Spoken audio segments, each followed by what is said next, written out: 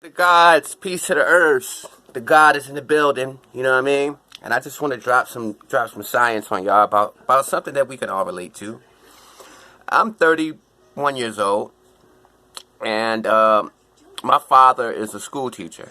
He always has taught in inner city schools. You know what I mean? And he has a circle of friends that went to the same college as him, the same HBCU as him, Virginia State, and they all turned out to be teachers.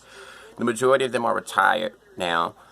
My dad is like the only one that's still rocking, you know what I mean? Because he's just so adamant about, I don't know, I don't want to get into that, but you know what I mean.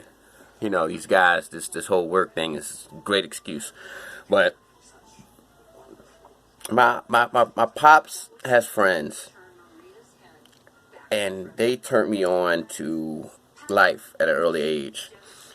They introduced me to the concept of older men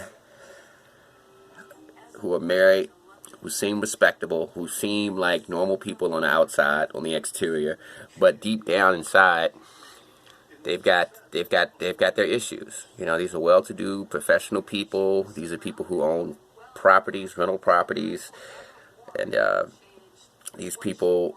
Well, I'm not even going to speak personally about the people that I know who are engaged in this type of thing. I'm gonna speak generally, but generally speaking, older men who are married tend to cheat on their wives for whatever reason, and they have this appearance on the outside of living a normal life, being a professional person, being a person who's completely by the book, but on the side, behind the scenes, they're doing things like tricking, you know, paying a lot of money to younger women, either for their time or because they want to pursue a sexual relationship with them. And a lot of the times they don't even get a chance to manifest that sexual relationship. They generally pay for the time. And I've seen a lot of situations like that, and I've never, ever been the kind of person who approved of infidelity. I've always felt like, you know, if you can be faithful or not. And if you can't be faithful, then you shouldn't get into a committed relationship. But a lot of people get into committed relationships for various reasons. Love is not one of them. Oftentimes, stability is one of them.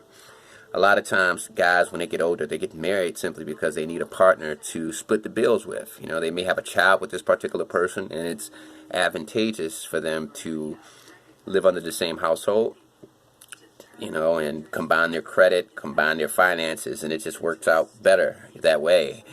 But the love is really not there. It's more like of, you know, friends. The woman might be in love with the man, but the man is not really in love with the woman. He's just playing a role. And, you know, and it's just, I don't like it. I don't like it, but I just want to share my experiences with you on the different categories of guys that get into this type of thing. All right, now, I know a person. He's not in my family or anything, but he's a family friend, and we're gonna call him psychologist guy. He's a psychologist. He has a really, really good job, makes a lot of money.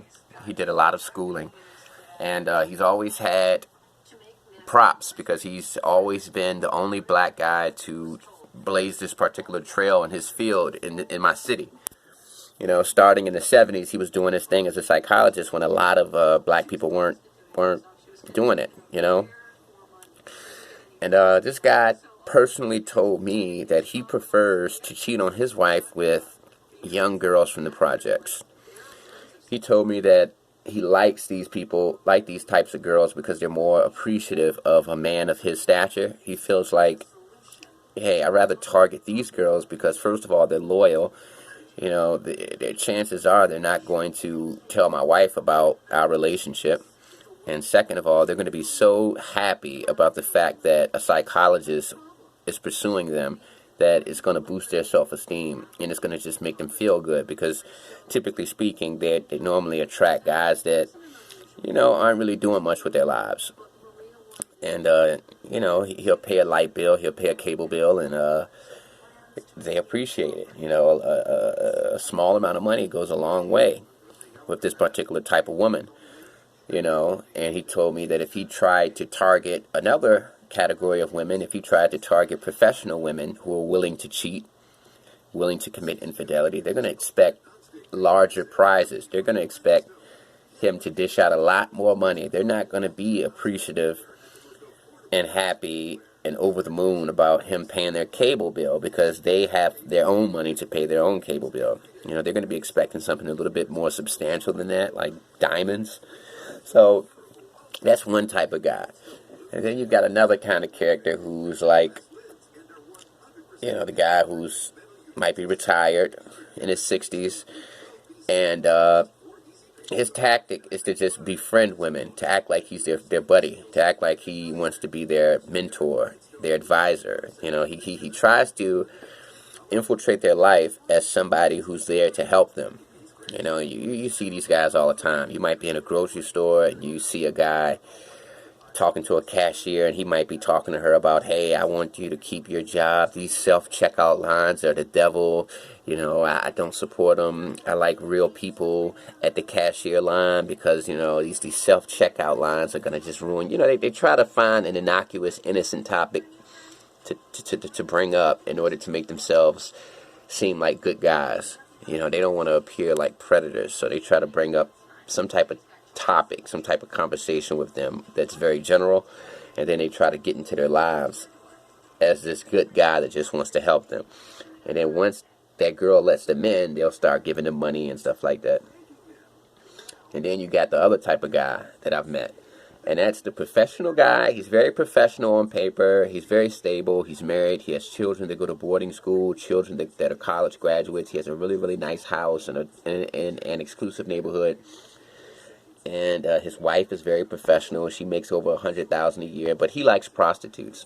That's his target. He rather date prostitutes. He goes on the prostitute stroll, the red light district, and he'll pick up a prostitute, and he'll give them a car. He'll give them an apartment. I mean, I know one particular person who actually it's a charade that is very challenging for him. I mean, he's retired, and all of his income is going towards these various prostitutes. You know, he'll pick up this prostitute, buy her a car, buy her an apartment, and, you know, then he'll meet another one and do the same thing for her. So sooner or later, he's got like 5 different apartments that he's paying for 5 different prostitutes, 5 different car notes.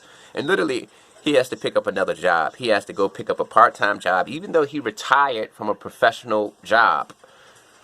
He's got to go out there and get some type of job to continue this, because every dime that he's getting from retirement checks, 401k checks, whatever, every dime that he's getting is going towards financially supporting these prostitutes.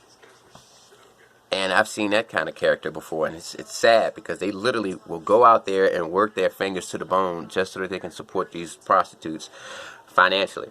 And then, you know, they're fools. They're gullible, you know. I mean, a lot of times these prostitutes have boyfriends, and the boyfriend will be in on it. You know, he'll tell the prostitute, hey, this guy's a fool. If he's willing to give you an apartment, give you a car, and give you money every day, take it, and we'll just split it. You know, it's a game. And, I don't know. I don't even know why I'm talking about this, but I guess it's because you know, when you go through life, you see certain people and you just assume they are who they present themselves to be. You look at these people and you think, okay, this guy's a professional guy. This guy does this, he does that. He makes a lot of money. He has a great house. He's married to a woman who's professional. And then when you get to know them a little bit deeper, you realize that these people that's just their exterior persona. Deep down inside, they're very flawed. They're very flawed individuals. And it's a lot of people out there in life like that. And I don't know. I just think that, I don't know. But then again, you have older guys who are confident and secure in their age. They're okay with the fact that they've gotten older. They're okay with the fact that they've got gray hair. They don't need to be validated by having a flock of women that they think are subservient to them. They're okay with the fact that, hey, when I was younger, I've had my life experiences. I've done all the crazy, wild, fun things in my youth. Now I'm an older man. I've got a wealth of experience. I'm doing well in life. I'm retired, and I just want to live my life. with somebody who's the same age as me. I don't want to go out there chasing young girls and trick and all of that. I want to date a woman who's of my age, who can relate to my experience, who can relate to the things in life that I can relate to, a person who grew up in the same era as me, someone who can identify with me, and I'm okay with the fact that I'm getting older. You know, just because I'm getting older doesn't mean that I'm getting worse. You know, I mean, I consider myself to be getting better with age. You know, you've got a lot of older men out there who are like that, and they're very secure in the fact that they're getting older. And I don't know if that's the problem with these guys who trick, these older guys who trick, but it's got to be some type of insecurity. You know, for you to be out there, for you to have retired, worked 30, 40 years at a particular job, and for you to be married to a wonderful woman who makes a great income, to have children that go to great colleges, who graduate, got master's degrees, and for you to go out there and literally pick up prostitutes, give them apartments, give them cars, give them money, and you literally have to be at work all day. Even though you've retired, you're picking up other jobs, part-time jobs, other jobs, and you've got to work literally all day long just to keep this charade going. And it's a lot of people out there. You know, it's a lot of people out there, and it's just I don't know. It's just sad. It's really sad.